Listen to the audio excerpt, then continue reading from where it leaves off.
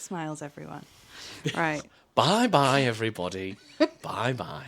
Can I just say, I've never been more nervous to have someone on this podcast as you. Why? Because we're I am friends. absolutely terrified. But this is... our listeners will be like, why is she shaking? It's because you're here. You're like a grown-up. Like an actual... Don't ever call me a grown-up again. You're like a real podcaster. You're like a real... Oh, yeah, this is you're not a real boy. I'm a real boy. Right, okay. Hey creative minds and business enthusiasts, welcome to Looks Like We Made It. I'm Izzy, head of production here at Howell Media, and one half of our father-daughter duo alongside my dad Chris, our managing director, who is not here once again. So you've got me, just me, for the third episode in a row. So together we're diving into the world of video marketing, content creation and all things creative, and each episode we share real stories, expert tips and the odd laugh along the way. This week we're talking about the future of digital marketing for small businesses, and we're joined by the brilliant Kennedy from Email Marketing Heroes, who is also one of my closest friends and someone I'm very nervous about having on the podcast. So let's go. Hello. Hi. Oh God, so can I just say before I dive into anything is the fact that when you did a presentation at Clurenton, which is a Newcastle event all about podcasting, you talked about the importance of being a good podcast host and all these things about being a podcast host and the things you shouldn't do, right? Yeah. I do all the things that you shouldn't do. You took notes, took attention, implemented straight away. So I feel like, well, you wouldn't know because you don't drive, but if you're having a driving test and you've got the actual driving instructor like watching you and taking notes, I feel like this is the ultimate test of my podcast hosting skills, and I think I'm already failing. So this is not a drill. Yeah. So feedback wise, please give me at the end of how I could. I'll give you during.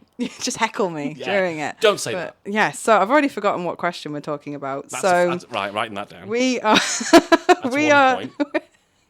3 minors and then I fail. So we are talking about the future of digital marketing for small businesses, and that is a big thing to be talking about in ideally about half an hour. So tell me about. See, again, you said to me said to the audience of that presentation not to be like, tell me about yourself. No, you should do that. That's good. Okay, so I should do that. Okay, so tell me about you. Welcome to Izzy Gets Coached, the new podcast. This is literally a training session for me. So just ask me whatever you want to know. Just ask me. Tell me about you. I was born at a very young age to a mother in tears. I don't remember much of it. Anyway, the future of digital marketing. I think right now we're in a special place in time in history, unlike any other in our lifetimes, or we'll ever probably see again, where we've got this new technology called AI that is being hugely disruptive. Mm-hmm. And it is touching every single one of our businesses in some way.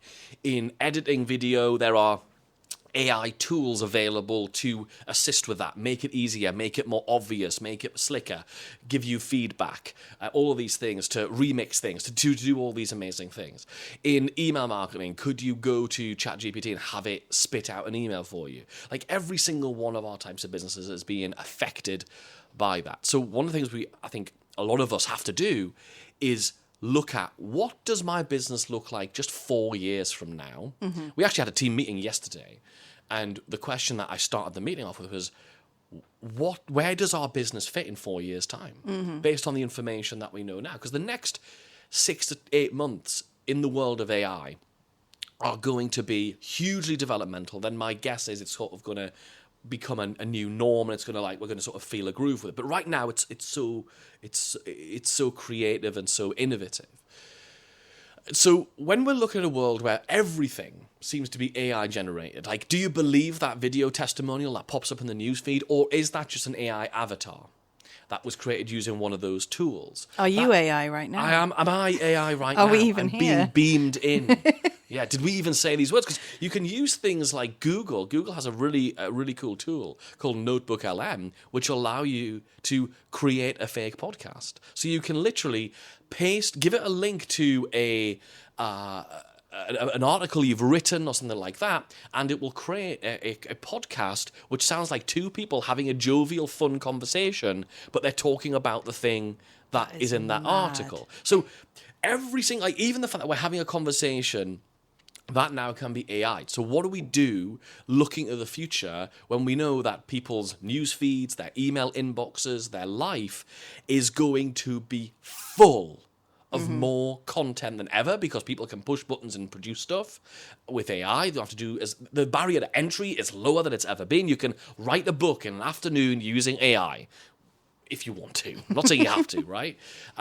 So if you don't want to become an artist in something, you can use AI to still create a result. Like, I can make a lovely picture this afternoon. I can hardly draw the curtains at home. Do you know what I mean? Like, never mind anything else. So we have to think about that. So with that in mind, I think anything where you get to legitimately show up. I don't want to use the word authentic, because I think that's a bullshit word. That's had a bad reputation recently, the word authentic. Yeah, because you're not allowed to use it anymore. Well, the problem with the word authentic is when people say, I want people to be authentic, I've experienced several things personally and seeing other people in their businesses where when people say, I think we should be authentic, what they mean is you can be exactly how I want you to be.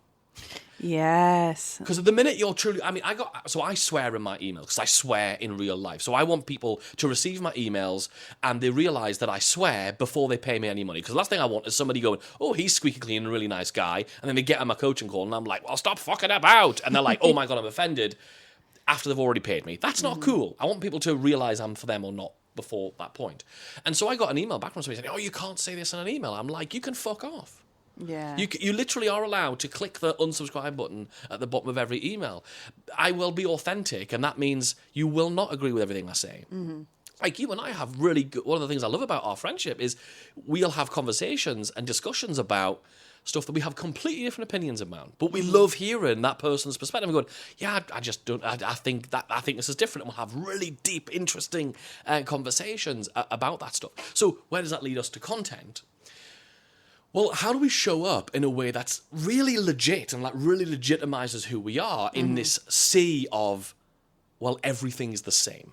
Well, that's it, because I think as well that I was thinking about this earlier, which is when in my world where I'm editing and I'm looking almost like in a different dimension at the same content. So people will watch it and just see what it is for not face value, but they'll experience it for the first time. But I'll have seen the intricate ingredients and everything that's gone into making that piece of content.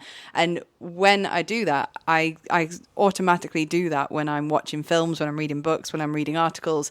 You have that sixth sense of looking for, you're almost like proofreading it as well as reading it. And anyone I think who works in marketing has that always turned on, that instinct always turned on, where you're always looking for the holes, you've always got your work head on a little bit. And I find now that when I'm reading something and I see that it's obviously ChatGPT or it's obviously been written by an AI, like someone hasn't even gone in and tweaked it so it looks more human, I instantly switch off and I don't really want to read it. I bought a product literally day before yesterday. And it was supposed to like give me some cool ideas for something I was working on, and I paid like 30 quid for it, so not much, but I got it, immediately saw that it had that super long dash, the M dash in it, and I'm like, well, this was definitely, it had all the they have a rocket tropes. Emoji. Yeah, exactly. Yeah, the rocket emoji was in, like, the whole thing, and so I replied to the guy going, are you really selling this? Like, it's supposed to be from your experience.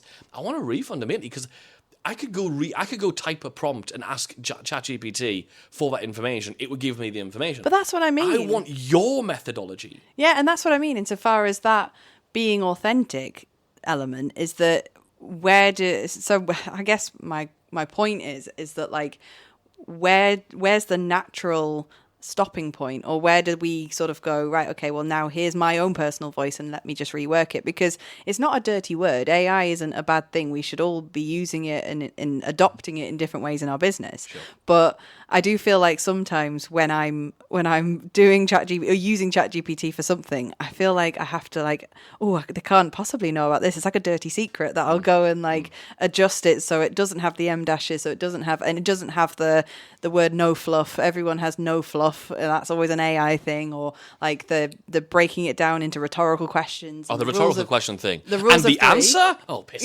Yeah, so like, and the rules of three, where this, and this, and it's like there's always like key things. And I think as someone who writes quite upbeat, so my tone is quite positive and optimistic, I am very aware of the fact that sometimes I can end up sounding like AI when I'm actually writing authentically as me. Yeah. Like that's a how, thing, though. Yeah, but how do we navigate that as people who want to push our own personal brand and our own kind of message and our own image and product, whatever it may be, in a world where we're now up against something that's trying to be us?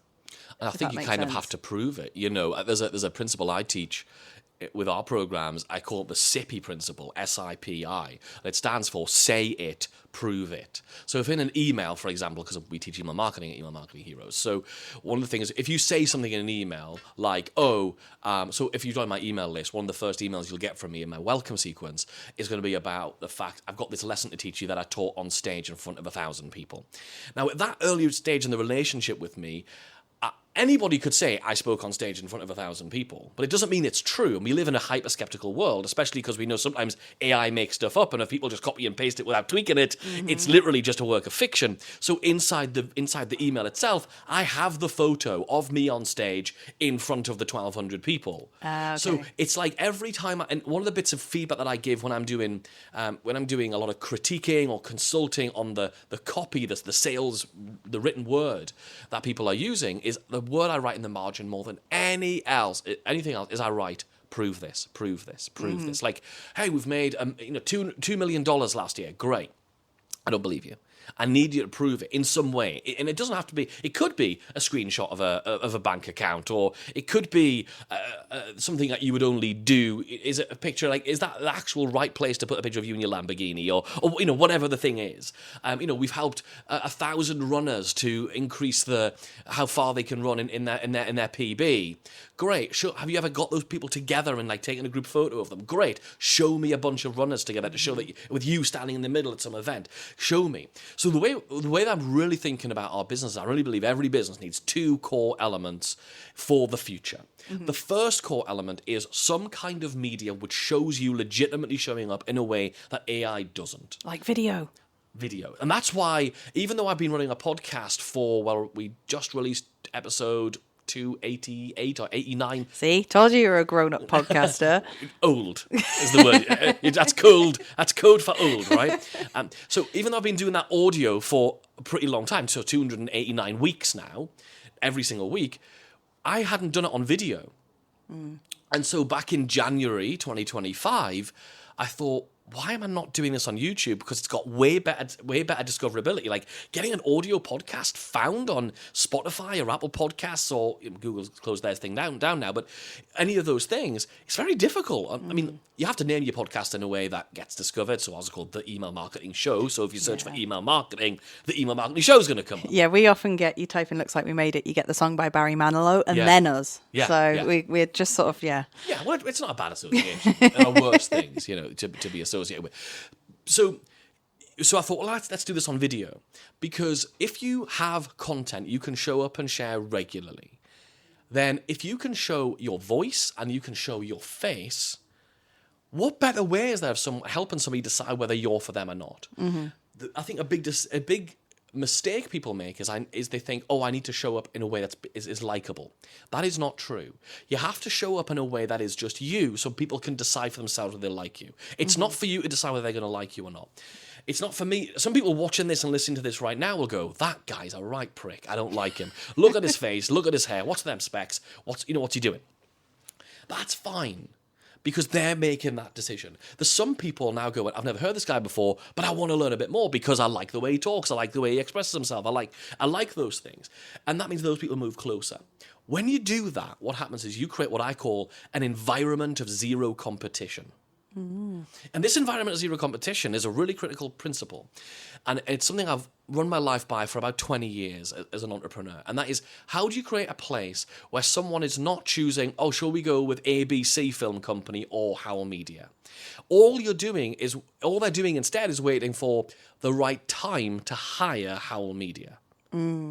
Because it's not like you're in shall I get the large bag of carrots or the small bag of carrots? It's like, I'm just waiting for the right time to hire that person. The next piece of the puzzle, so I really believe, truly, everybody should be, if you've got a small business, I've seen great people who've got like a local plumbing company. There's a guy I'm following on Instagram at the minute who's a Scottish guy who's learning to do his garden.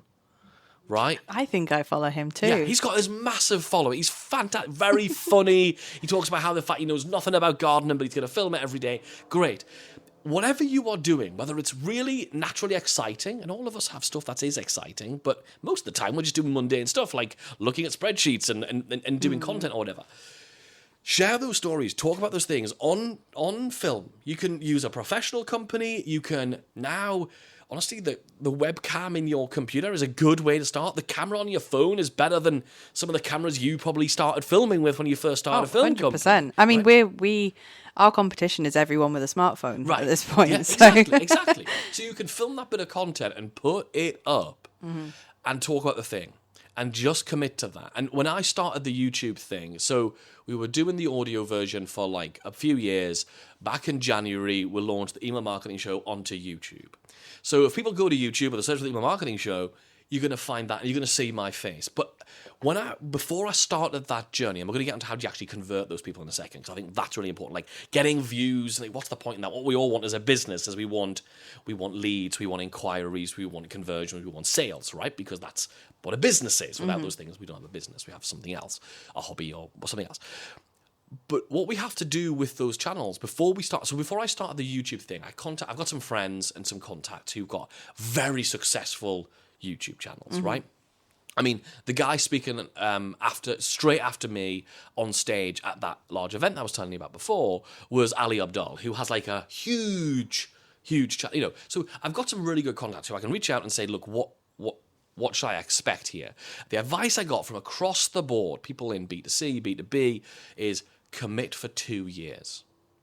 Don't even start thinking, oh, within 2 months or 3 months, I'm going to have some traction. You are not. Like, it's a really good grounding thing for your ego. But however successful you've been in the past, when you get on YouTube, you are going to get 12 views for that first video. You're going to maybe get, a good video for me at this moment in time is probably getting about 500 views. Not a lot of views compared to hundreds of thousands of downloads of the audio podcast.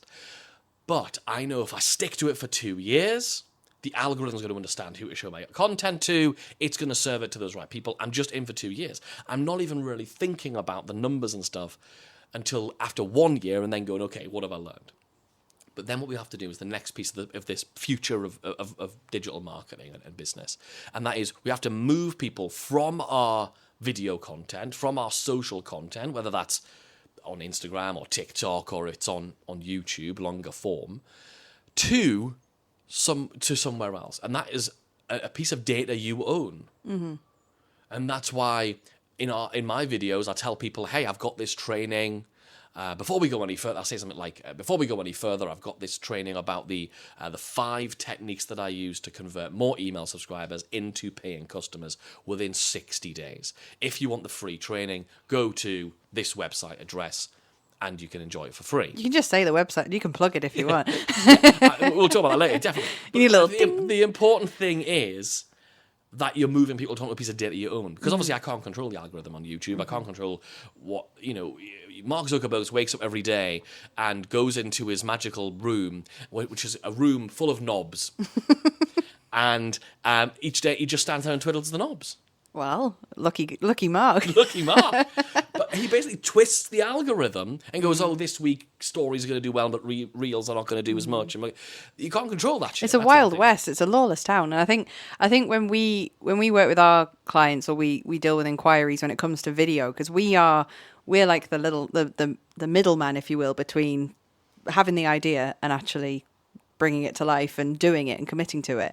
And we've been approached by quite a few people who've said, I want to start a YouTube channel and I'll pay you per month, or we'll start a contract and we'll do like a batch of videos and stuff. And they've already designed their merch before they've even thought about, and they've just basically thought becoming a YouTuber or becoming successful on YouTube is like getting a job somewhere, is that you start and then you just do it and then you get really successful, and it's like a sort of a cash machine basically. But that 2-year element is really important because it's the consistently showing up that starts to get results. And what happens after that 2 years if you don't get the results that you want? Do you just go, okay, well, we'll put that down to experience and do something else? Or do you keep going with it? Like, is that, because I always think I try and stay away from rules when it comes to social media, when it comes to things, because I feel like those rules always change. So effectively it is just a big lawless town that we're all kind of, victim to. In my head, that's how I see it. But what happens at the end of that 2 years? Do you just do like an assessment? Do you look at the stats for the last 2 years, or do you just move on to something else? What do you do? The thing I really like about YouTube compared to the other platforms is that YouTube really has longevity in its content. So I know people who are doing very well from YouTube, like one of my friends, Emma. She teaches pronunciation for non-English speakers. And I was sat having a coffee with her. I bet you're really conscious about pronunciation. Good morning, how are you? That's like Lloyd Grossman. Who would live in a house like this? Just really aware of everything you say. And she was saying she only posted twice, I think it was the month before, but got over 1 million views of her videos. And that was from mostly videos that she released years ago. Unlike TikTok or Instagram or X posts, where you sort of are spending those bits of content. They're sort of, you've spent them now, you've put them up, you now need something else. It's very rare that a very old reel resurfaces and goes viral. 'Cause that's not how those platforms are designed. They're designed for freshness. YouTube is really designed for longevity, which is the reason I think that longer form, 10 plus minutes content really works, because the idea is that in a year's time, I'm going to take a real good deep dive on, okay, what are the titles, the thumbnails, the ideas that really got us a lot of views? Which are the episodes that got a lot of clicks over to our website to get people to join the email list? And then what do we learn from that? Yeah. So I don't think it's one of the things that you quit after 2 years. I think you have to check in after maybe 6 months, 12 months, 18 months, and then at the 24-month point. And it should be feeding itself. At that point, it's just about how well can you educate the algorithm. And one of the really interesting things that I try and do now, and here's a little tip that's really helped me accelerate a little faster, is because I have all those people on my email list, I can show up as often as I want to those email subscribers who I can literally type some words on a laptop I was sat here doing it a few minutes before we started recording this, send out a message that pops up on someone's phone. No algorithm can get in the way. That pops up, as long as I've got not getting in the spam box and stuff like that. I'm staying compliant and doing a good job of that. But basically, it pops up on their phone wherever they happen to be. They're waiting to pick up their daughter from nursery. They're doing whatever, and that message pops up, and I can use those messages to test what resonates with my audience. So if I'm thinking about doing a video it's got a negative angle, things you should never do in your email marketing. Let's say I think I'm doing a video like that. I could send an email out saying, hey, I'm just going to do this thing about, I could put the subject line as things to never do in your email marketing. If that gets a high open rate, that tells me that my audience cares about that topic, so it might be a good idea for a video. There's no other channel you can use other than email where you can very quickly send a very simple email. And I'm not talking about emails which have got fancy graphics and banners and colours. No, my emails look like something I typed on my Gmail and sent to you. Because I can do that quickly. They are much more personal. They're much more likely to get delivered because they don't look like marketing. Very simple emails, and I can test messages that I want to use in my next offer, in my next YouTube video, in a piece of content I want to do, in a keynote that I might want to give. I can test that really quickly. And because I email a few times a week, because I want to give people lots of tips about their email marketing, I can do that a few times a week and go, oh, actually, this angle works, this angle doesn't work. So you're kind of going, not in a completely good way, you're going against a lot of the rules that are often. So when I'm doing my training, when I get approached by people and they ask me questions about, often it always boils down to consistency, but it always boils down to, I created a 40-day plan or a 60-day plan and I'm rubbish at sticking to it. I get to day 3 and I just give up, or I follow a strategy. I do a 90-day strategy and this is all the content that I'm going to talk about. So in 3 weeks time, I'm going to talk about this, and then 4 weeks time, I'm going to talk about this. And then they just go, but I'm terrible at sticking to it. And they automatically just feel like they've failed because they've not achieved that thing that they've set for themselves. But what you're doing is effectively just, are you planning that ahead, or are you just going about it going, I'm going to talk about this today? Oh, so it's kind of a hybrid. I think, so one of the things that I teach our clients is if you try and just make it up as you go, you're actually making it very difficult for yourself, because you're trying to use 3 different functions of your brain. Well, it's finding that balance, isn't it? It's finding the balance, but also it's using your brain in a smart way. So my background is psychology, so I really like to understand. I employ psychology in our email marketing and what we train our clients in. And I won't mention the mind reading part. But yeah, right. So I used to, if you've seen Derren Brown on TV, I used to do that sort of psychology based kind of magic stuff with comedy at events. That's what I did for 20 years. So I have a really good understanding of human beings, because when you're standing on stage and you're being paid a good amount of money to make it look like you can read people's minds, you better bloody be able to do it. I thought you actually did. I know, shocking. But when you can do it, when you have to have that understanding. So think about how and I started thinking about this about 10 months ago. I was thinking, why do people find it so difficult to stay so consistent with anything? With creating their video content, with creating their reels, with sending their emails. I was thinking about it for our clients. And it's because you're trying to do 3 things at once in your brain. You're trying to make decisions at the same time as be creative, at the same time as do physical functional tasks. Well, they use 3 different functions of your brain. If you try and do 3 things, if you try and open up your email account, if you open up your high-level account, or whatever you use for your email marketing, your ActiveCampaign, your MailChimp, whatever, and you're staring at the blank screen, you're trying to make a decision about what the hell to talk about, while at the same time going, how do I make it sound interesting, be creative, and then who do I send it to, and all the creative functional things. They're 3 different functions of your brain. You're giving 33% power to each of those things. That's a terrible idea. So this is the process that I use. At the last Wednesday of each month, I will look at my calendar. I just have a Google sheet. That's all I have. I have a Google sheet with the numbers 1 to 30 or 1 to 31 down the left-hand side. And I decide for each of the days of that month, if I'm going to send an email that day, or I'm going to make a bit of content that day, what is the offer? What's the product that I'm going to be sending people to? Some days it'll be, on this Wednesday, because we release the email marketing show on a Wednesday, it will be tell them about the new episode of the email marketing show.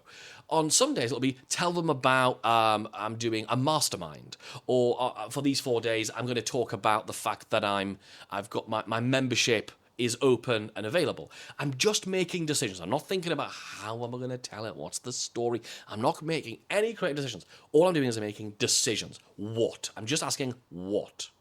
So what's going to happen on each of these days? And some days I'm going to be like, nothing. I'm going to consciously decide I don't want to send an email that day. That's fine. The next day I'm going to do. That's the first task, the last Wednesday of the month.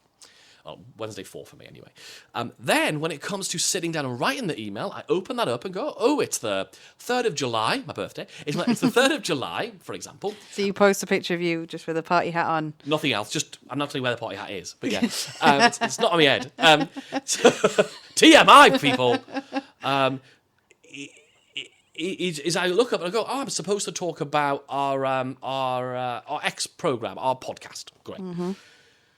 So I know the decision was already made. So I'm like, in that moment, I am grateful to me from last week. Okay. So you ask yourself, what will me next week be grateful for? You're being your future friend. That's I like that phrase. That's cool. Being your future friend. I love that. I never thought that was good. Well, it's used a lot in, when I had my daughter, I struggled to keep on top of cleaning my house.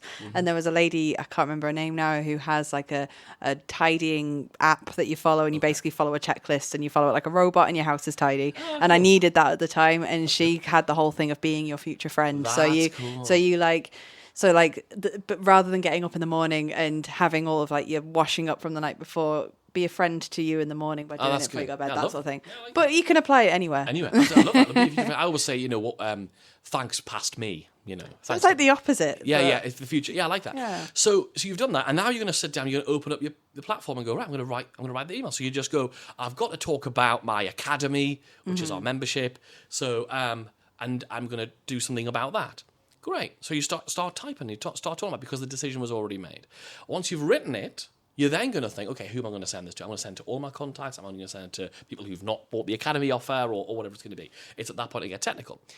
Just separate out those tasks. That really is the thing. So we've got that flow, and I really believe every business should be following this flow of YouTube, specifically YouTube. I'm all in on it. Like, we spend time and effort and thought and money. We really invest in this YouTube thing, and we're all in.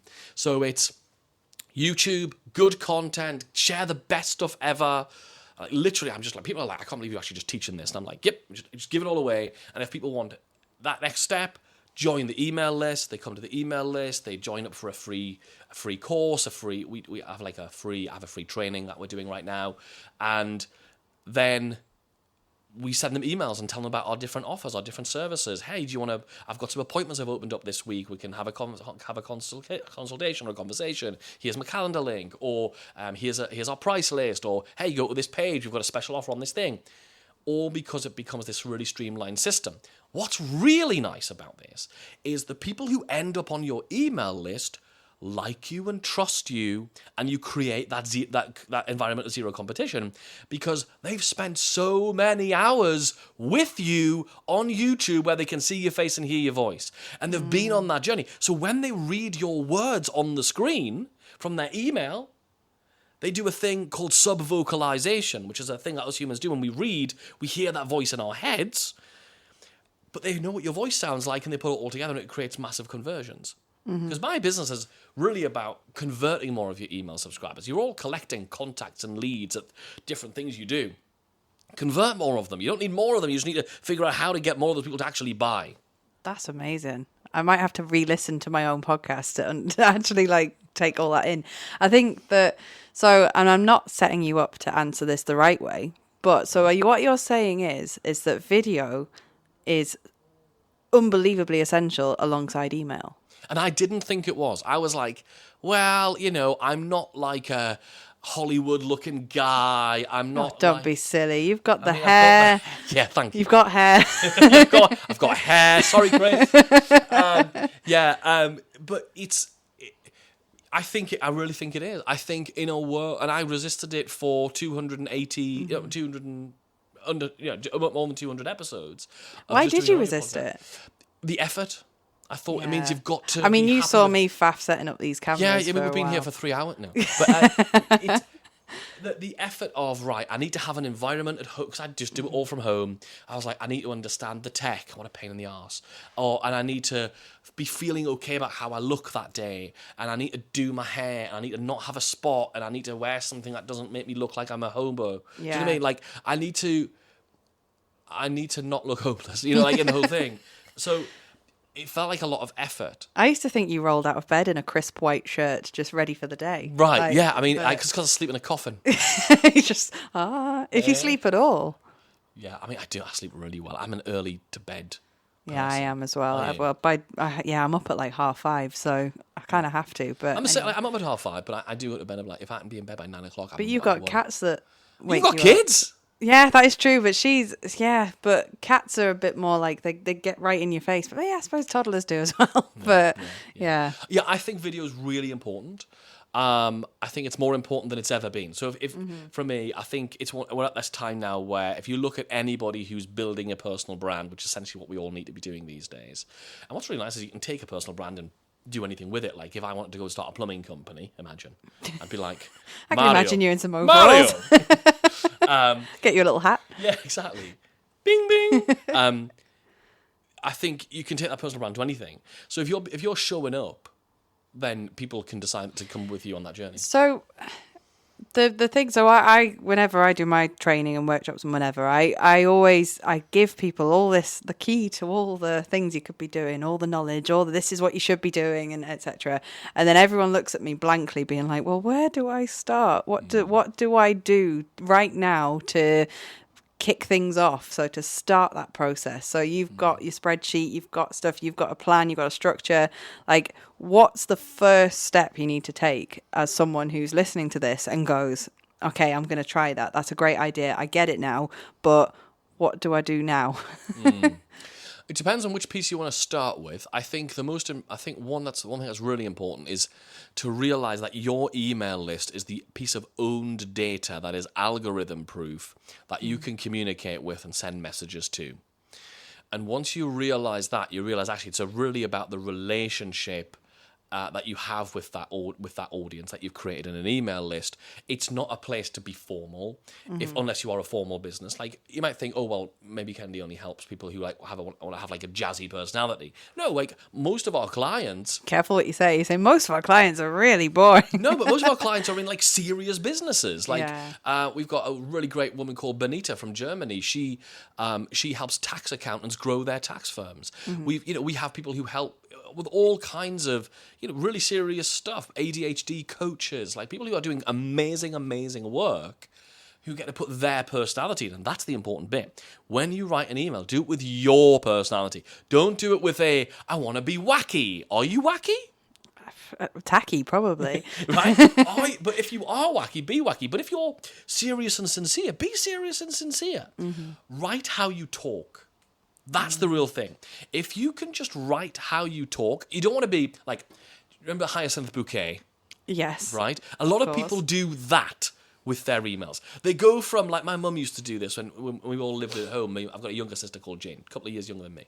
And me and my sister always still laugh about this. And we'd be like sitting chatting with Mum, we'd be like, do this and do that and put your clothes away and get that, tidy your room. And then the phone would ring and she'd be like, hello. I'm like, who the fuck is that answering the phone? Yeah, I mean, my mum doesn't listen to this podcast, but she has got her telephone voice, customer service voice. It's like the one that you only hear when there's a stranger involved or something. And it goes very, very well spoken. Very nice. Very well pronunciated. Very, but yeah, I think that's the thing, is that like we find a similar battle in the video world, because it's like we're like two universes working side by side. But like in our world, we have the thing where you have a camera the size of one of these cameras. You have something, you have us show up with our mics, with everything, and people are really chatty and relaxed. And then suddenly we go, and then suddenly it's like they've had something shoved up somewhere, and it's like they clench and tighten up and they can't, and they just become a different person. I would say that comes with practice. That comes with consistency. Definitely. It comes with, you didn't just wake up one day and be really good on camera and be really good on stage. No, and here's the thing. I'm really good on an audio podcast, but I'm still not that good on the video podcast. Like, I look at it, I'm like, it's not as good as like this other person who's been doing video for a long time. Because I still do get an extra, I grow an extra inch when I sat there, or when I'm standing there. I'm like, and my posture changes, and we do this face, don't we? Like the mirror face. Mel Robbins calls it the mirror face, where you sort of you just do a little bit of... the camera has to be quite high up for me. And you're like, how do you be sincere? And you're like, hi, I'm really natural. Trying to do your Instagram face. Well, you should have done that the entire podcast and just sort of committed to it. But yeah, I mean, me and Chris, we battle normally when we're sat together. When he's very busy at the minute, that's why he's not on the podcast. But like when we're sat together, we're both very aware that we look better face forward, not from the side. So like whenever we've got the camera on us, we're always compensating for that. And but sometimes you just have to go with it. Like, I've got my face on the wall now. Like, you have to deal with the fact that's how you look. Yeah, you just have that's what you look like. And we look very similar, so you kind of just have to come to terms with it. Look that similar. Really? No, I don't think so. Oh my God, you're the first person on this podcast to say that. Then again, I don't know if I've actually met Chris in real life. I haven't. No? I don't know if he's real. I think he's a unicorn. Well, he might just appear out of nowhere. He's AI generated, actually, that was very, very useful. Thank you very much. I don't actually know how long we've spoken for, because I haven't actually been keeping track. No. But just to summarise and just finish that point off, if that's okay. I know you were doing a wrap up there, but I've just interrupted rudely. No, go for it. I think when you're on camera or when you are writing, just write as if you are writing to one person. So in my head, I mentioned my friend Brian earlier. In my head, when I write the first draft, and I say first draft, when I first just bash out the idea of the email, I just write it to Brian. Mm-hmm. Brian's got a business. He needs a bit of help. what would I say? I wouldn't use all this hyperbole. I wouldn't be all hyper and da-da-da. I would be like recommending this to a friend. So I'd be like, hey, Brian, how's things at work? I was just thinking, I know you're really struggling with coming up with new ideas for what to put in your emails. And so what I've done is every month I go and I dissect the emails of the top successful marketers in the world, and I hand you the frameworks. I think you'd really like them. Here's a link to go and check them out. So then, obviously I can't send that because it's like about Brian and his work. So I then just go back before I hit send and just go, right, take Brian out and put hi, insert their first name here, and then take out the bit about work and make some of it a little bit less personal to that person. And then when I send it, people go, I feel like you're talking to me. When you receive an email, it feels like a one-to-one communication. And it should. And you can do the same on camera. Like, if I'm going to talk down a camera lens, I'm going to just imagine it's the person who needs my help. And if I was sat across the table from you right now, and I just imagine they're there, and I'm just like, well, really, if you haven't got good open rates on your subject lines, well, what do we need to do? Well, let's take a look at it. It's probably because you're not doing it. Like, I'm not presenting, which and on my YouTube channel right now, I'm a bit too presenty. Yeah. Is that your perception of yourself, or is that something that when you're doing it you realize that you're doing it? And I think it's because I get excited, and also I know that you have to sort of be a bit bigger than life. Do you do a lot of flailing? Because I do that. I do this. I do a lot of like that makes the video interesting. I think I call it the big fish little fish cardboard box because like I'm always doing this, like I'm playing like an accordion or something. Like I'm always like my hands are just like So I either have to have so I always say to use comfort items. So it's like people use a mug or something. Like if you need to just keep yourself still, if you're standing up, put your feet tightly together because then you can't move. And if you want to look smart, you can hold a pen or a pencil. So if you want to look like considered, one of the things you can do psychologically is, so I often will take notes on my iPad, so I have like one of those Apple Pencil things. So in a few of my videos, I just hold it. And the technical term for it's actually a magic wand, because magicians, when they used to be like palming a thing in their hand, concealing something in their hand, the reason the magic wand exists is to make it so that they can hold something and it doesn't look like they're holding something in their hand. That's the reason the magic wand exists, right? So if you think about what is your magic wand, now it's not a thing you get from Ann Summers, or it might be, I don't know, but the magic wand can be a thing that you can use just to express yourself.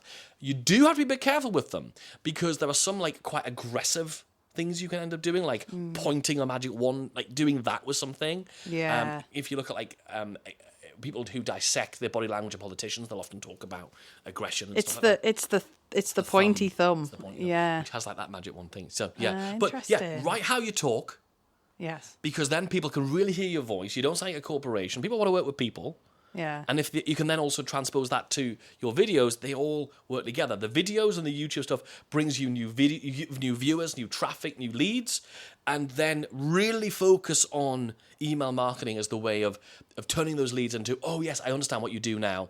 And that. And by the way, the training, that if people want to go and see the framework that I actually used to do this, if you go to emailmarketingheroes.com/fast, because it's called the Fast and Forever framework. So emailmarketingheroes.com/fast. I'm doing a completely free masterclass on how to actually apply these techniques to turn your email subscribers into buyers and clients really, really quickly. Wow. That's amazing. Thank you. Welcome. Well, so before I get you to just plug yourself into the podcast, was that all right? Was that okay? The podcast, was that How was that for you? How was it for you? Well, did you enjoy it? Yes, was it good? It was good. Did I pass? Yeah, absolutely. 5 stars. Was it a 5-star podcast host? Brilliant. You've heard it here, folks. So before we go, obviously you've listened to every single episode of our podcast ever. I've listened to some. That's a very diplomatic answer. If I show you my phone right now, I am a subscriber, so people should subscribe to the podcast. Oh, well, thank you. That's very kind of you. So I'm a subscriber of you as well. Your face pops up on my YouTube very regularly. But what I was going to say was, at the end of each episode, I like to ask a silly question. Oh, I didn't know about this. This wasn't part of the brief. Here we bloody go. I don't brief anyone. They just show up and then I just talk to them. So my question for you today is, I mean, I have multiple ones, so if you get through this one, we can ask another one. If you said silly question. No, this but is beyond the contracted. No, I feel like all of these could work. So if you had to pick a theme song that plays every time you enter a room, what would it be? I feel like it's something that if I had every time you walk into a room, a theme tune plays. every time you appear, da-da. I feel like it has to be something with a good intro that people can be like, like, oh, yeah, like a good, like... I was going to say that don't impress me much by Shania Twain. Well, the opening, the... Yeah. Okay. So you think you're Brad Pitt? That sounds like a really good ending to a podcast. I think mine would have to be, the opening to 9 to 5 by Dolly Parton. The Oh, I know. I want mine to be the body form advert. No, not really. So you feel... Gillette, the best a man can get. The annoying thing about the body form advert, it's such a catchy song. Like, I'll be doing some work and I'll be like, body form for... And I'm just like, what? And then everyone in my house is like, what are you doing? As long as you get a commission for body form, then good for you. Or just start throwing out razors carefully wherever you go for Gillette. The best a man can get. It's a cracking song, that, by the way. It is. Didn't it get reworked? Yeah, it's brilliant. You can get it on Spotify. So you went much bolder than I did. I've gone 9 to 5, but maybe the start of Gasolina by Daddy Yankee, the or maybe the Jaws theme tune. As I arrive, and everyone's like, "What's happening?" You want okay. some tension before you enter a room. People are like, "What's going on?" And then it's just me, and it's like, "Oh, anticlimax." But thank you for that. I'm gonna have to read off my outro now with you just sort of watching me do it. So that's terrifying. And that's a wrap on this episode of Looks Like We Made It. Thanks for tuning in, whether you're here for the video marketing insights, the storytelling magic, or just to hear me and my dad talk shop. But not today, just with you today. So you're a Chris replacement. This is what Scooby-Doo when I pull off my mask. And it's Chris. But we drop new episodes every other Tuesday, so hit that follow button and stay tuned for more tips, real life experiences, and behind the scenes stories from the world of content creation. If you want to keep the conversation going, you can find us on Instagram, LinkedIn, YouTube, and our website. Just search for Howl Media and say hi. We'd love to hear your thoughts, answer your questions, or even have you on the show, just like Kennedy. If you've got a great story to share or fancy joining us for a chat, just like Kennedy, drop us a message. We're always looking for inspiring guests, just like Kennedy. Until next time, keep creating, keep storytelling, and remember, every great piece of content starts with an idea. And see you in 2 weeks. Bye for now.